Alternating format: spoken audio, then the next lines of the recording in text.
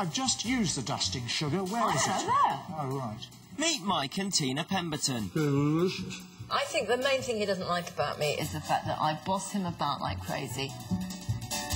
Mike, remember you haven't put all the plates in this warmer either. Yes, chef. Well, just get on with it. 8 years ago, they gave up their high-flying city jobs in London and moved to rural Norfolk with their 2 sons, Daniel and Josh. Do you think we're mad? Yes. Mike and Tina have a passion for entertaining, I'm letting you off the barbecue if you do the cutlery and the menus. which they do in their own unique way. Cool, blimey, your mother's such a slave driver. OK, darling, that's what you want. Nois problems. Got a message. What's the message? He just said that he's watering the plants and you'll have to wait about half an hour before he does the knives. They've been married for 23 years and 6 years ago started a business together. Mike, how many menus have you got? He walks around with headphones and listens to the radio all day long. He doesn't listen to what I'm saying and can't hear me when I ask him something, and it is so frustrating. It was a birthday present from one of my sons, and I said to him it's going to cause a divorce. The best present I've ever had in my life. I'll cut out all extraneous sounds. Having always dreamed of owning a restaurant, they opened one in their own home.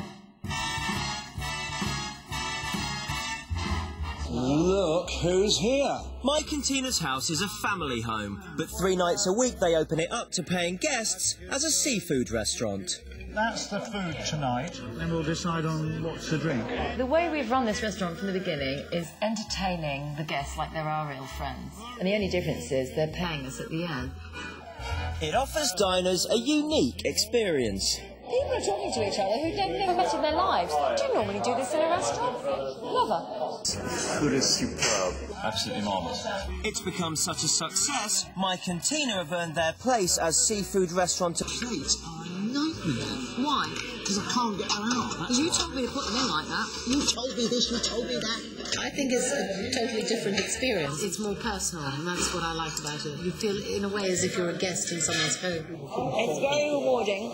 It's really nice when people kind of give me the thumbs up as they're eating it. Then I think, oh, God, it was worth all the sweat and tears. And now they're going on a credit crunch crusade to teach fellow foodies to do the same.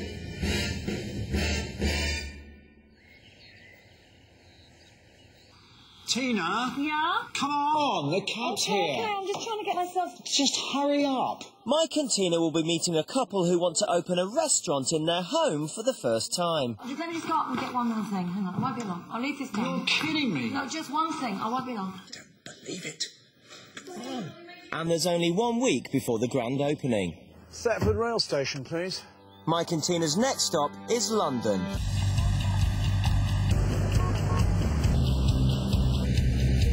They're coming to meet Matt Day and Marie Sterry.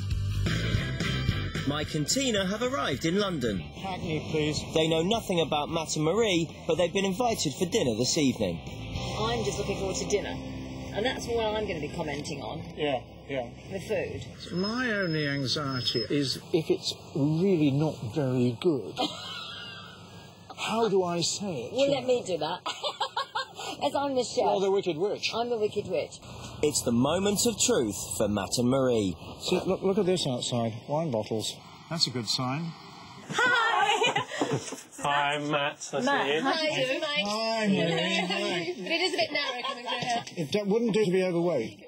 Time for Mike and Tina to see Matt and Marie's compact flat for the first time. Come through. Oh, lovely. So the dining room is the lounge, yes. We're here. It is certainly the private dining room. Having furnished them with a welcome drink, Matt's keen to show off the garden. This is a nice touch, actually, I have to say. You know, particularly I didn't know we were coming out here. These are the size that counts, darling. Stop laughing at your own jokes, they're disgusting. But for Mike and Tina, the most important room is the kitchen. This is about the size of Heston Blumenthal's first kitchen, isn't it? In the Fat Duck. He had a kitchen no bigger than this when he opened the restaurant all those years ago. Yeah, he did. I can smell the Vietnamese. Are you doing Vietnamese something tonight? Well, we're doing a kind of Indonesian dish and a Chinese dish. Okay. Did you gather that I like all that then? Yeah. Just cheating. So, Matt's done his homework on tonight's meal, and Tina's impressed by the warmth of their welcome. They've got the enthusiasm, they've got the personality. They wowed me when I walked in, which means they can do it with everybody. How will the tiny thing work here? Because it's tiny. It is tiny. They'd have to move all this furniture out. Mike and Tina can see the space is a challenge, so they're keen to find out Matt and Marie's plans to transform the living room into a restaurant. But first, dinner is served. Matt's starter is a rich summer butternut squash soup served cold with pumpkin oil. Next course is dim sum with chicken, ginger and chive. Dim sum, my favourite. Accompanied by soy and chilli dipping sauce. The main course is Indonesian noodle soup with brisket and plenty of fresh herbs and chilli. Followed by lychee jelly infused with lemongrass. With dinner out of the way, their thoughts turn to the task in hand. The whole concept that we have is you're coming to share, to coming to meet new people. There's one big table. I want it to be like a supper club. We want it to be a dinner party atmosphere. Yeah, I just can't see in this room it working separate tables because everyone will be so close together anyway. So you would sit down with them as well? Yeah, I sit down with them. You might get people, because they think they're still coming to a restaurant, although it's in your home, that they want to still be private. The food that we've had tonight, there's been some courses that I probably wouldn't want to eat again. Others I thought were quite delicious. And so when we have this sort of opening night, what have you planned to make? It starts off with a potato and chive pancake with smoked salmon and a creme fraiche sauce, and then lamb on rosemary, finishing with a tarte tatin. How much money are you going to earn out of it? I think you could charge all in £50 a head. Oh, as much as that you charge? But I don't see how you could charge £50 for that, you see. The evening comes to an uncomfortable close. I've done the butter, I'm now going to do the anchovies. Okay. And then I'm going to go and lie down for half an hour. Good. Give me a break.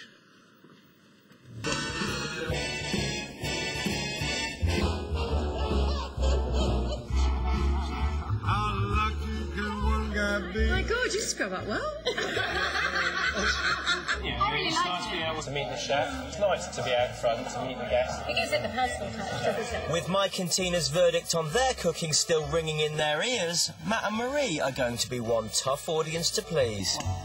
Just arrived, he's decided to serve cucumber sandwiches as an appetiser, but Tina's not convinced. I don't know, I just think cucumber sandwiches says afternoon tea party. Well, no, but it's just rather than having nuts or things... So you're not doing it and there's no olives or anything like that? No, no.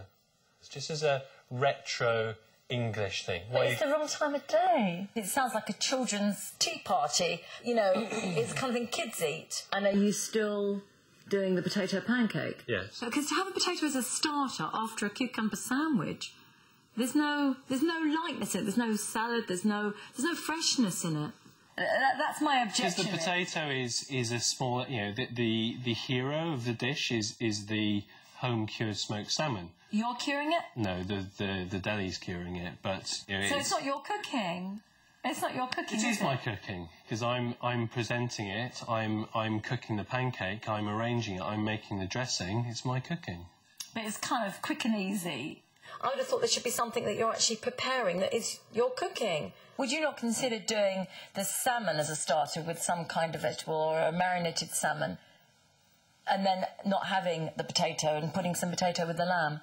Not really, because it's not a dish that I've ever cooked. Ah, OK. I'm not going to start reinventing the wheel 2 days before we cook. Tina is fighting a losing battle over the menu, but with the grand opening just over 24 hours away, there is still a great deal to do. Tina and Matt start food shopping. That would be nice to serve, but I know you don't do fiddly. Let's make it easy peasy. And with all these ingredients in front of him, he becomes more inspired. Cucumber sandwiches, goodbye.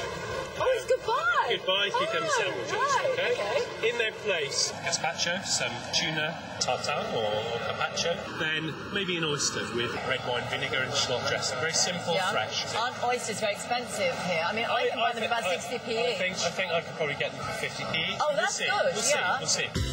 Tina's managed to convince Matt to lose the cucumber sandwiches. But as soon as he starts buying extravagant ingredients, she realises his costs are going to spiral out of control. This is now suddenly £3 a head, which is what I almost paid for the first course. Well, I was going to do cucumber sandwiches, which would have cost me probably £2 for the whole lot. Here we are spending huge amounts of money. I think this is too good to hand round. I would let them sit down and eat this as an appetizer. But you wanted your pancakes. With the fish bought and paid for, Matt moves on to the fruit and veg. Oh, this is all fabulous, but it's like, do we need all of it?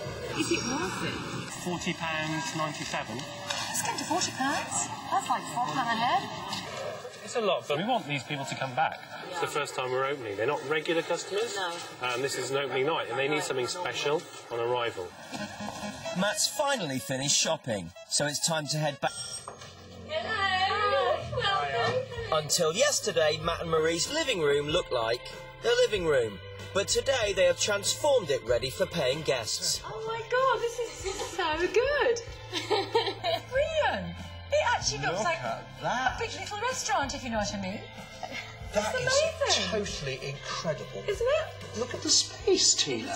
And they're not on top of It each other. doesn't even look cramped. No. Well done. So far, I'm actually very impressed. But when we haven't got down to the seating and serving stations yet, so I'm amazed that they're so calm at this point. The guests' wallets are full and their stomachs are empty. Will this be reversed by the end of the night? Time for the starter, Matt's signature dish. Smoked salmon served on a potato and chive pancake. It's actually very good. I take it all back. It's terribly good. I mean, I hate to say it, I wanted to not like it. But I do like it. Oh, God, that's terrible. The smoked salmon's lovely, the potato pancake's awful. Matt's starter might not be to everyone's taste, but Tina is impressed with the ambience. I don't know whether it's the people that are here tonight or whatever. It's chic. It's got class. Really into this, which is good. It works. I would quite like to see a few things sort of slipped into the corner, because the only thing we've managed to have a good nosy at is his bookshelf, and he's got a dreadful taste in book. Time for the guests to pay for their meal. What will they think it was worth? I think it would be at least £35 for 3 courses. Their guests have gone, so it's time for Matt and Marie to find out how much they've made. You've done a fantastic job. Great food, great ambience. What more can I say? Well, we'll have to invite you back when we open. We would love to. Matt and Marie have successfully opened a restaurant in their home, meaning Mike and Tina's work is done. But just like any normal restaurant, there's still the washing up to do. Where do you even start? Look, I hated them to begin with. But what they achieved tonight, in both cooking terms and ambiance, fantastic, it was very good. I think it's brilliant.